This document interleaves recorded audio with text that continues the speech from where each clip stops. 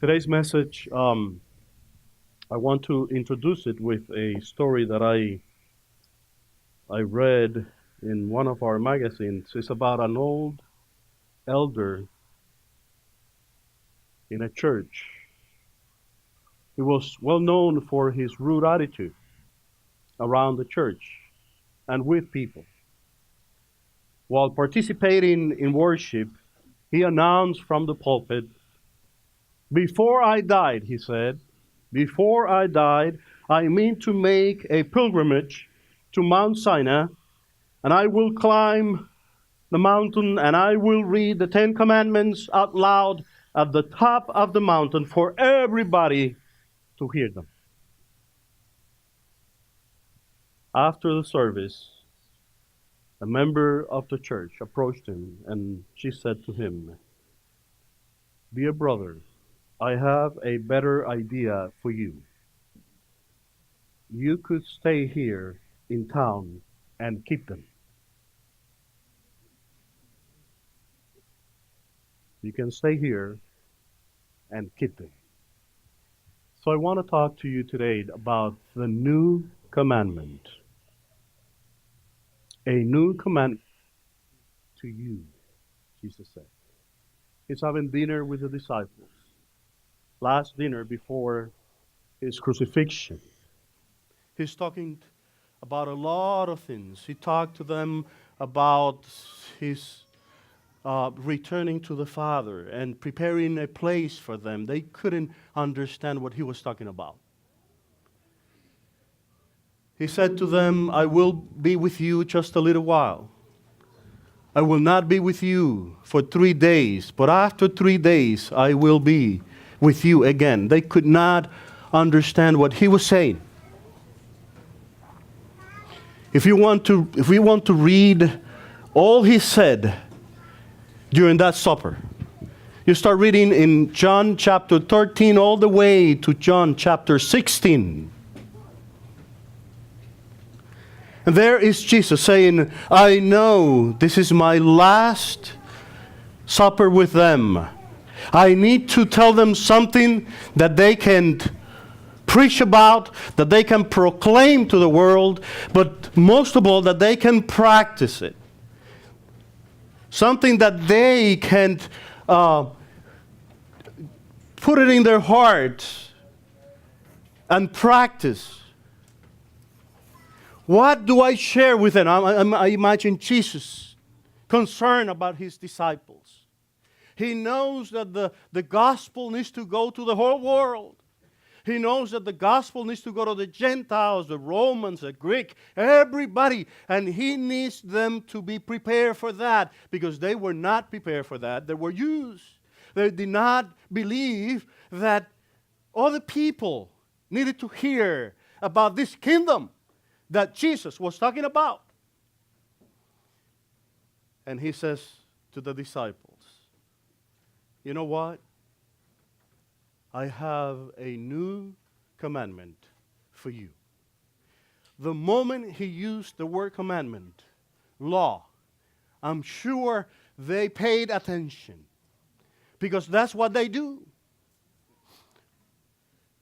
So here is the rabbi, here is the teacher saying, "I have something new for you," and that is a new rule, that is a new commandment. It's part of the law. I want you to obey a new commandment. And he says to them, that you love, what is the new commandment? That what? That you love one another. And I imagine the disciples looking at each other and saying, this is not new. There's nothing new about this. We have heard about this all our lives. When we went to the synagogue and when we went to Jerusalem, all rabbis around Palestine and everywhere they had a synagogue, they had heard that commandment. It is as old as the Torah. You can find it in Leviticus 19. It is there. It is not new. There's nothing new about that. You can find it in the Mishnah. You can find it in the Talmud. You can find it everywhere. Learn to love one another. Learn to love your neighbor as yourself. So in the Mishnah, you find it in there. The Mishnah is the interpretation of the Torah by the Jews that went with Jeremiah to Alexandria after the destruction of Jerusalem. It is there. You can find it there. Learn to love your neighbor as yourself. As a matter of fact, they had so many rules about that.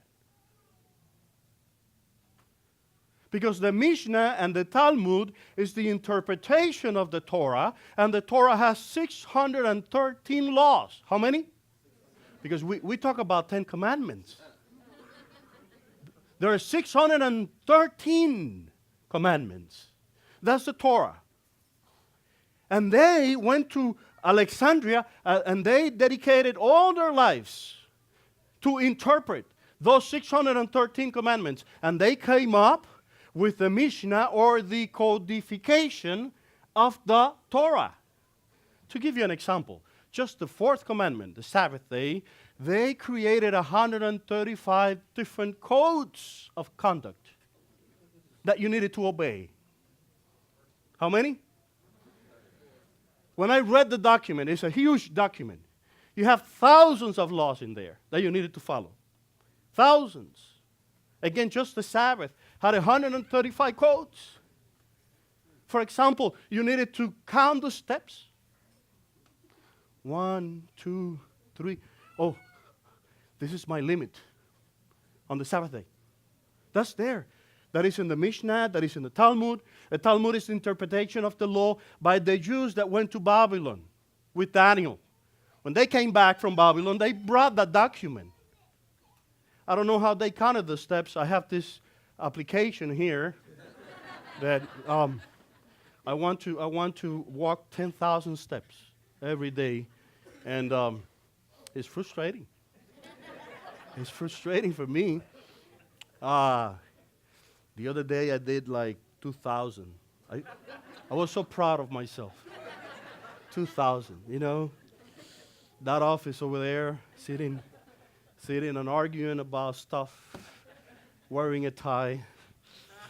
You don't walk 10,000 steps dealing with so many stuff that come to you. That's the church today. So another example, for example, you cannot use false teeth on the Sabbath day. Do you know that? False teeth. Those who had money, they did it out of ivory. But the poor people use wooden false teeth, made from wood. On the Sabbath day, you could not use them because you were carrying weight. So things like that. And now Jesus is saying, you know, the yoke that they have put on your shoulders is what? It's so heavy, but I'm gonna give you something easy. I'm gonna give you a new commandment. It's light.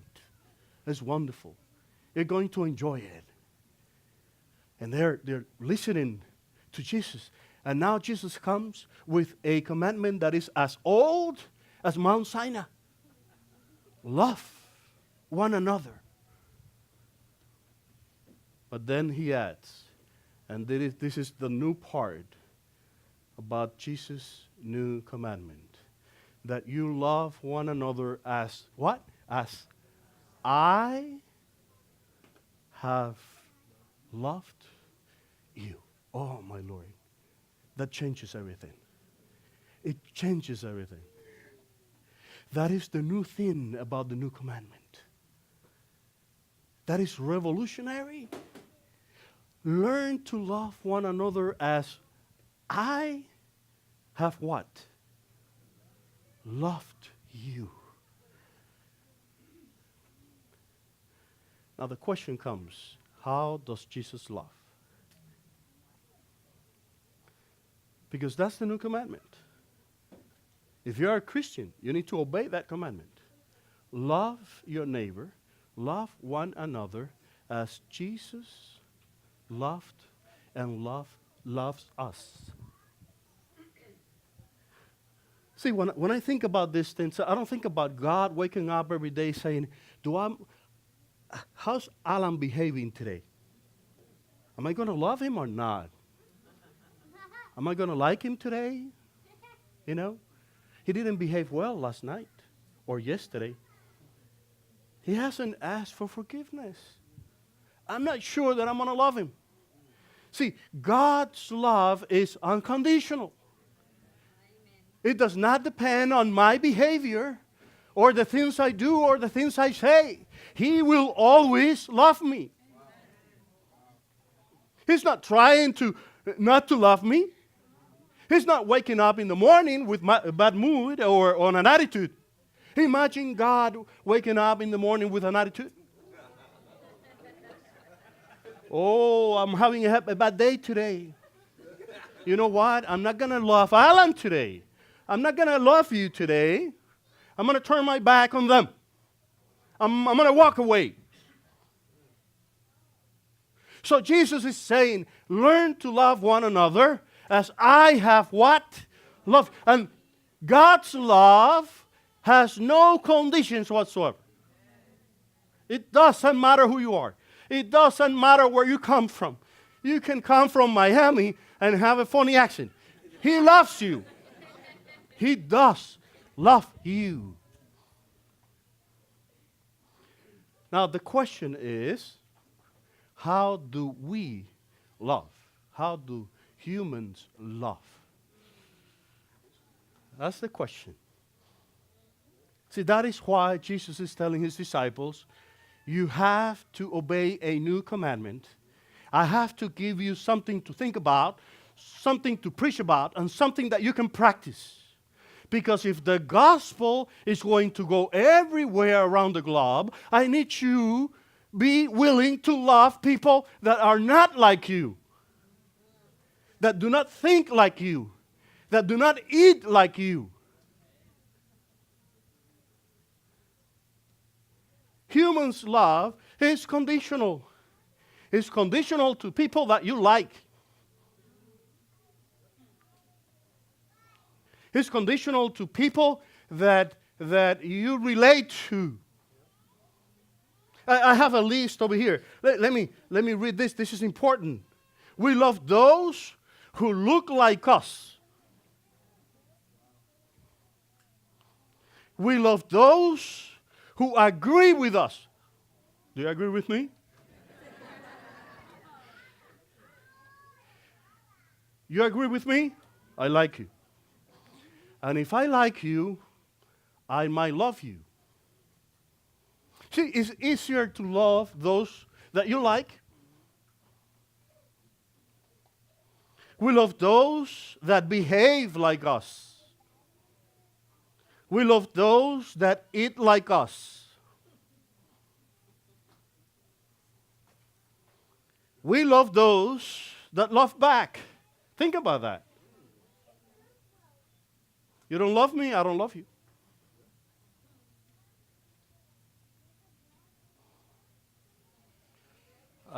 As a pastor, I have to listen to couples that come to me. They do believe that I have the solutions to every problem. And they say, Pastor, I need to talk to you. We're having difficulties. We're struggling. And there she comes, and she says, well, Pastor, I have to let you know, he is like his mother. She's hard to bear. It's difficult. I didn't know that when we got married, but I have to let you know it is impossible for me. He's not. He doesn't love me the way I want him to love me. And then he says, well, Pastor, now that you have listened to her, I have to say that she's mean to me. Self-centered. She only thinks about her. And I'm telling you this, Pastor, I'm telling you this in front of her. Because I want her to know that I love her. So you love her? And you're saying all this because you love her and you care for her? Why don't you start respecting her? Because think about this. Love is that plant that grows in the fertile ground of respect. There is no love without respect. And then they come to me and say, Pastor, this is unbearable. This is difficult because we want to love those that look like us, that eat like us, that agree with us. We love those who are in our same social and economic status. You might say, no, that's not true. It is true. I know that for a fact. We love those that like us. In simple words, our love is conditional to personality, ethnicity, social and economic status, likability, and behavior.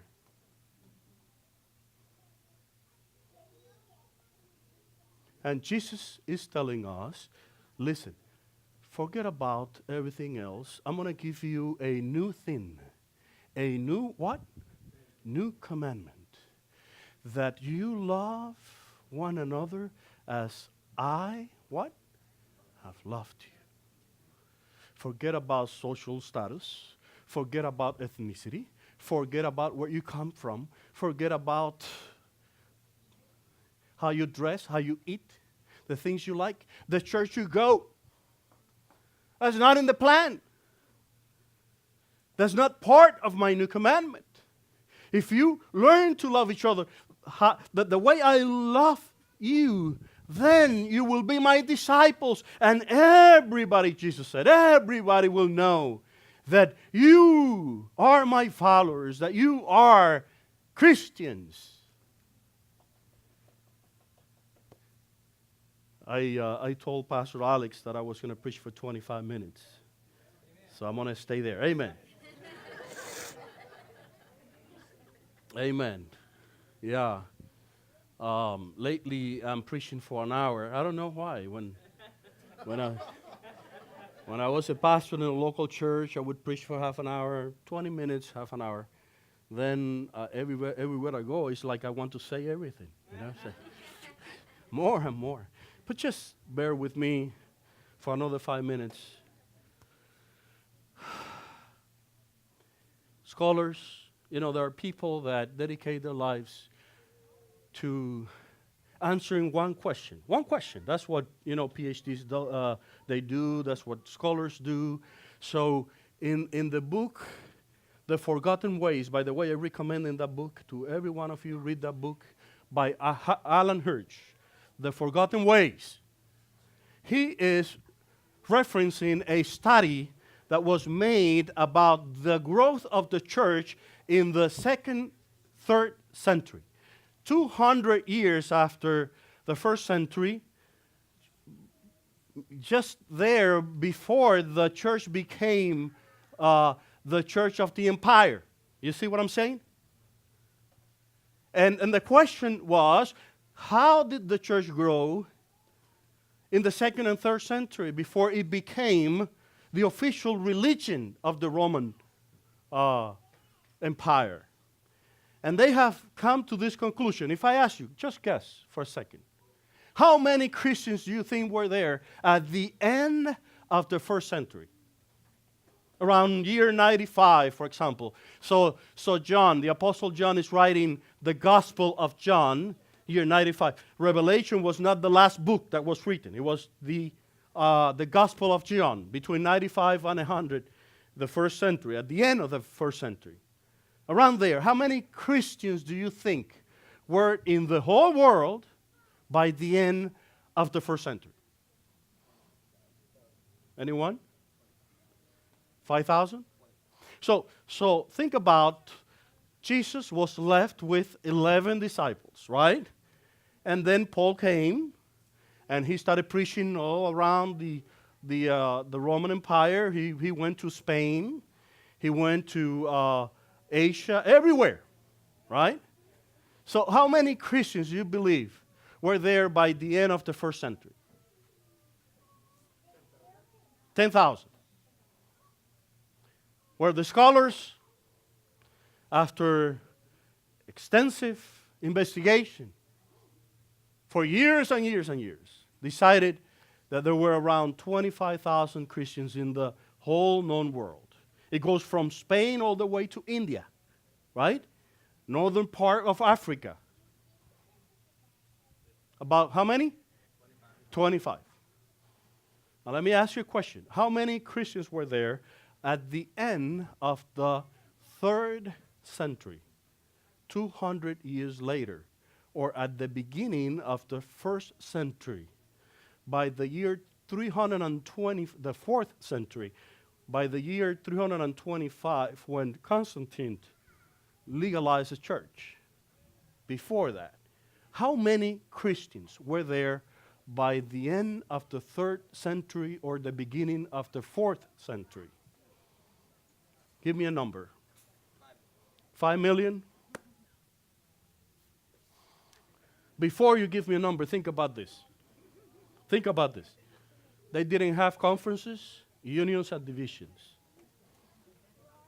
They did not have organized churches the way we know them today.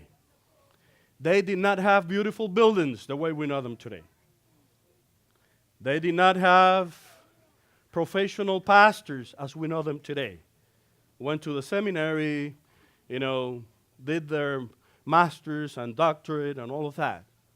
The Bible, they didn't have a Bible. They didn't have commentaries, electronic libraries, logos. They didn't have none of that. The hospitals were not there. There were healing people, miracles, but not necessarily hospitals or schools or seminaries or worship teams or Bible or commentaries or books. They did not have any of that.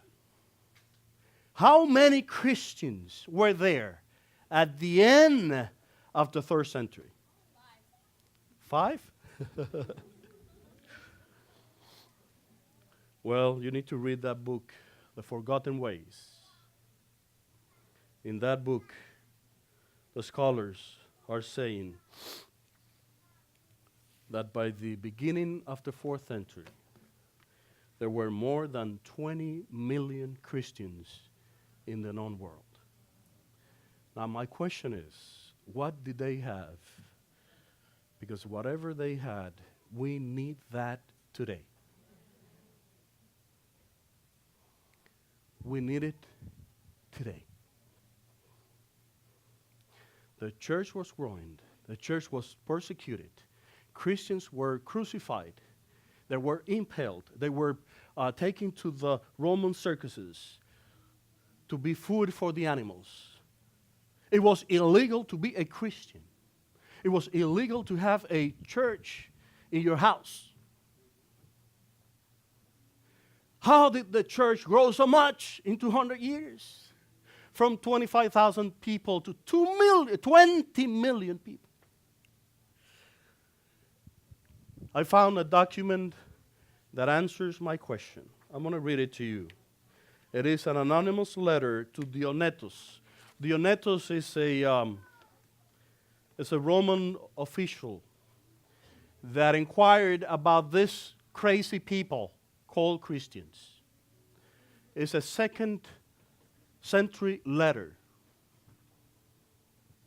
Do you want to know what they had? Do you want to know? Do you want me to read what the letter says? I was suspecting that you say yes. In one of the letters to Dionysius, dating from the 2nd century, an anonymous writer describes a strange people who are in the world but are not of the world, and describe them as follows. Those who call themselves disciples of Christ are not different from the people because they are from another country or language or customs. Let me repeat that again. Those who call themselves Christians are not different from people because they are from another country, because they speak a strange language, or because their customs. You see, Dionetus, they do not live in cities only for Christians. They do not speak a strange language. They live in all cities. They follow the local customs and of dress, food, and other aspects of life. But at the same time, they demonstrate the unusual form of their own citizenship. Christians marry and have children like everyone else, but they do not abandon their children. They offer to share their table, but do not share their bed. They spend their days on this earth, but they say they are citizens of heaven. They obey the laws, but go beyond them in their own lives. Christians love all people, but they are persecuted by all. They are brought to death and they reach life. They are poor and at the same time make others rich. They are dishonored and thus gain glory. Their names are blurred and at the same time they are glorified. When people laugh at them, they bless. They are treated with cruelty and show respect for their executioners. When they do good, they are punished for blasphemers. When they are punished, they rejoice as if they are given new life. They are attacked by the Romans as dogs, by the Jews as members of a strange sect, and by Greeks as lacking in understanding. And yet, Dionetus, yet, those who hate them or say they hate them cannot give any reason for their hatred. And even if they don't recognize it, they would like to be like them and try to imitate them.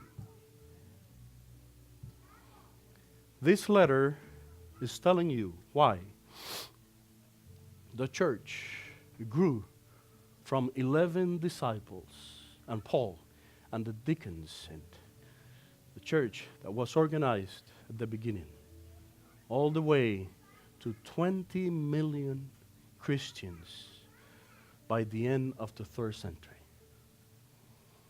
They were different from people because they loved all people. It wasn't about how they dressed. It wasn't about how they ate. It wasn't about where they lived. It wasn't about the language that they spoke.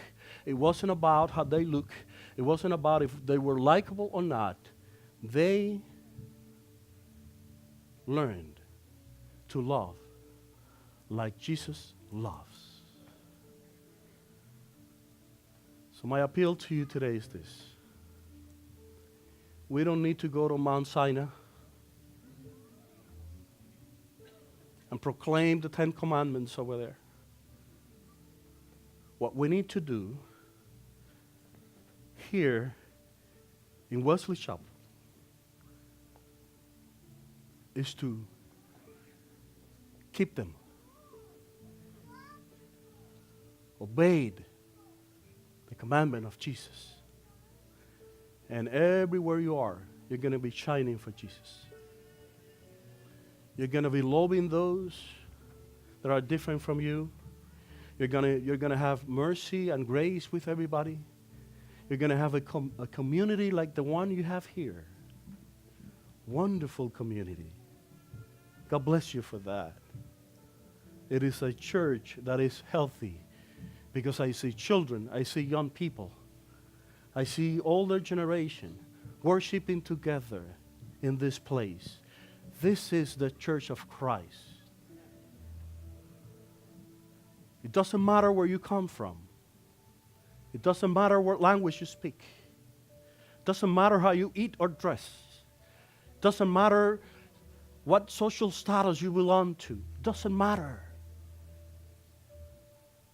The important thing is that we learn to love one another. I finish with this. Someone says, I love God and hates his brother. He is a liar. For he who does not love his brother whom he has sinned, how can he love God whom he has not sinned? And this commandment we have from him. This is the new commandment. That he who loves God must love. Agapao in Greek, imperative mode. He who says that loves God must love his brother. God bless you today. May the love of God fill your hearts. May the world know that you are his disciple. Not because how you dressed or eat or you live, because of the love that is shining in your heart.